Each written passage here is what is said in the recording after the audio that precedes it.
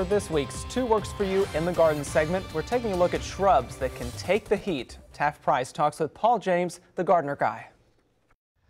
Good morning, welcome back to In the Garden. You know what, Paul, we're definitely in the dog days of summertime. You know, when we think about flowering plants, obviously spring gets all the love, but there's a lot of great shrubs in the summertime that give us a lot of nice color. Absolutely. These are shrubs that are ideal for the dome of high pressure, to use a meteorological Very term. nice, like that.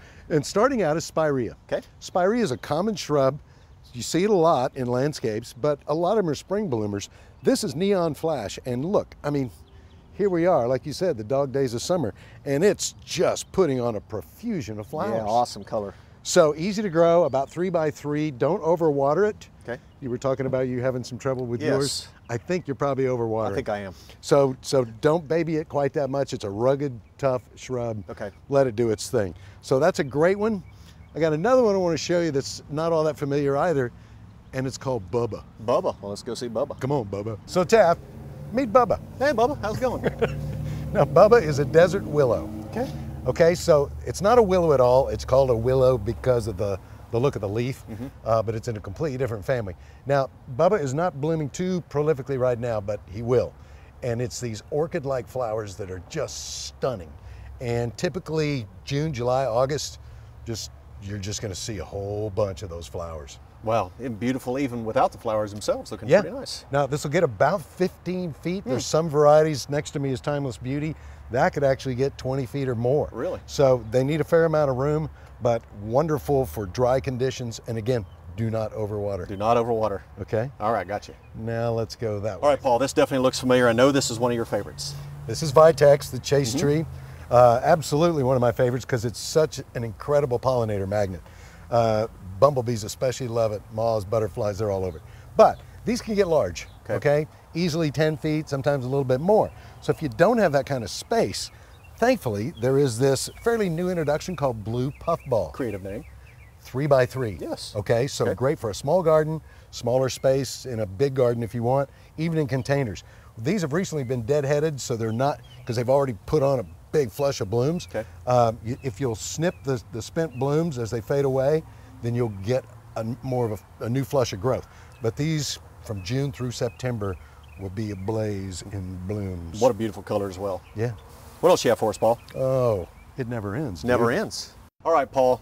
I have the tropical hibiscus, which I have to bring into the garage every winter and baby all the way through the cold season. But we're looking at the hardy hibiscus here, which you said I don't have to do. No, it's very hardy. And look at the size, I mean, dinner plate size flowers. Beautiful. And the buds, I mean, these things just keep on flowering. Easy to care for. Again, don't overwater. Don't overwater. Kind of a theme here today.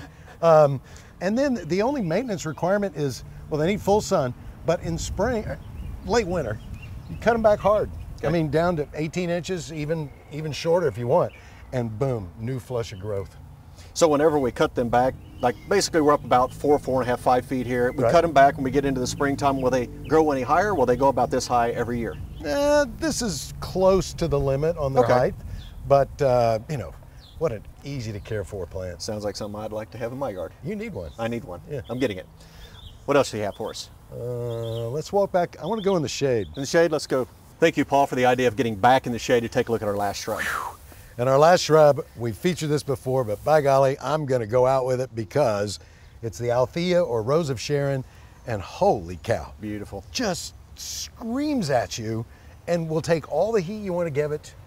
Easy to care for, different colors, different sizes. This is a plant that's really hard to beat for summer. How about watering? Don't overwater.